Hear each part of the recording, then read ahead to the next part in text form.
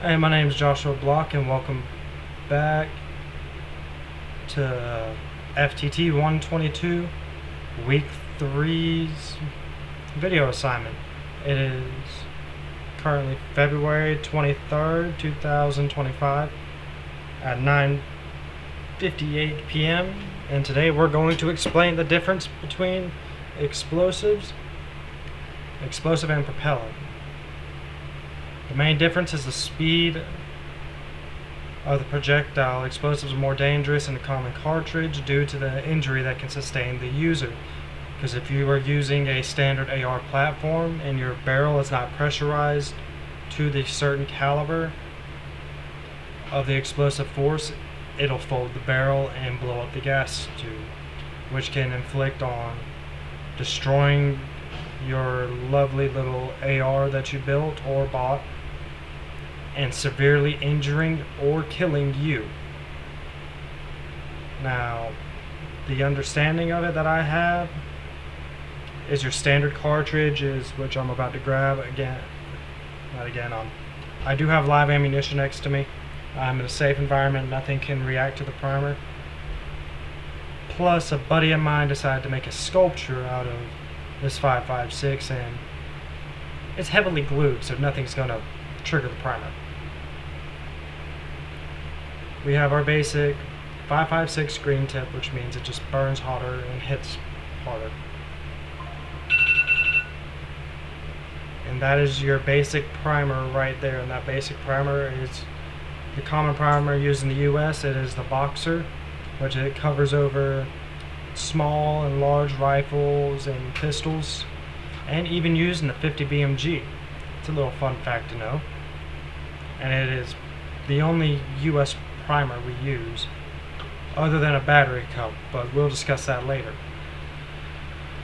But if I try to make this a lovely explosive cartridge and I shoot it through a standard AR-15 with a standard pressurization, I'm basically going to flour my barrel and potentially end up hurting or killing myself unintentionally.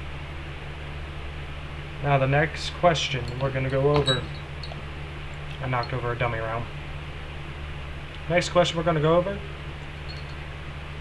is that should firearm industry find a way to move away from current propellants? If so, what could be used instead? Honestly, I'm going to say no, because in the last video, I believe we discussed the body. I'm grabbing the dummy round, and I was going over the body, the shoulder, the neck, and the propellant right there. And how the inside right there is called the mount. Our main problem right now with our basic cartridge casings is with brass, it likes to crack. Now let's say we move to a primer that pushes out a lot more pressure and we still haven't solved our casing issue. We're just going to blow up the casing, and it goes on the same token, the same coin. So let's say we use a brass casing and a higher propellant primer. We're going to damage it. Either way we look at it, if we step away without fixing our casings first, we're going to damage it no matter what. Sit back, let this refocus. I do have a diagram that I would like to show y'all. It's a split diagram of the types of primers, and it's going to cover the battery cup, Boxer, and I want to say it's called a Burden primer. Alright, I believe it'll focus once I show words. There we go. Forgive my handwriting, it is chicken scratch. My handwriting is not as good. But as you can see,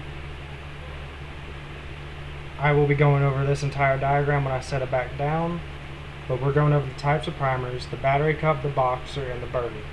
I'll go ahead and tell you the battery cup and the Boxer are used in the US, and the Boxer is predominantly US. The battery cup, on the other hand, it's a versatile shotgun primer. And I have a shotgun shell in my hand right now, and I will show you. Remember also, this is a 20 gauge shotgun shell. But where that silver line is and the brass cap, that is your battery cup.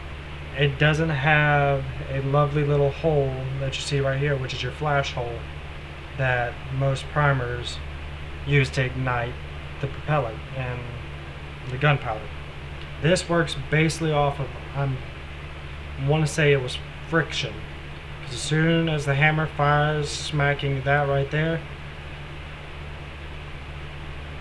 the percussion cup will ignite, causing this lovely propellant inside to shoot the projectiles right out through here. The whole purpose of the battery cup is for shotguns and muzzle loaders like your black powder rifles or your black powder pistols, and they're very easy to reload because all you have to do is pop out the silver ring and load a new percussion cap in and you're good. It does not have that flash hole. Now with the Boxer as a standard US, I have a 30-06 round in front of me, a 9mm round, and a lovely 5.56. The 30-06 and the 5.56 are both green tip. Again, I am in a safe area, nothing will go off. But it, as I said before, it is the standard primer in the US.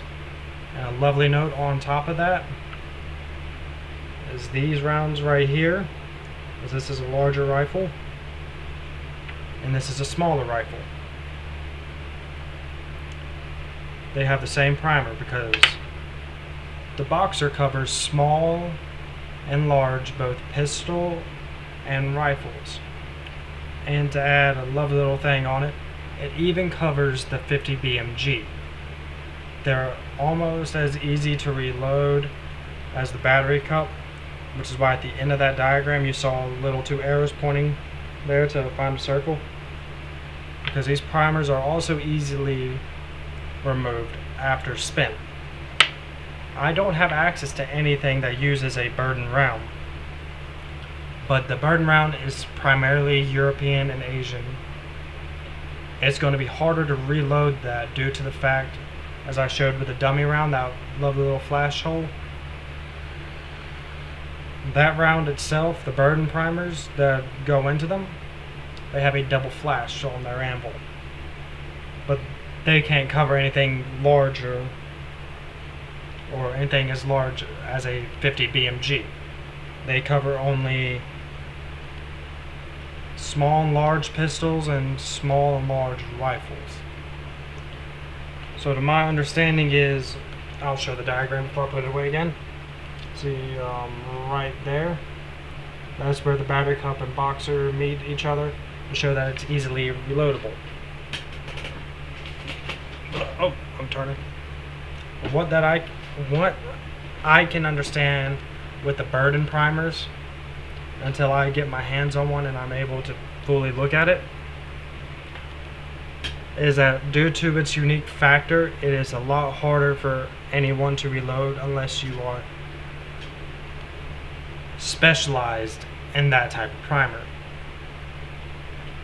Granted, reloading firearms should not be done by anybody unless you have the knowledge and or the actual training behind it, because I don't want someone to accidentally load too much grain into a 9mm and it just blow up because they have too much gunpowder in their casing. So do not do that just because you watched a YouTube video or you think you know how it works because you accidentally broke into your bullet. Everything works down to a specific science and measurements. But that is all I have today for y'all. I'll see y'all again next week.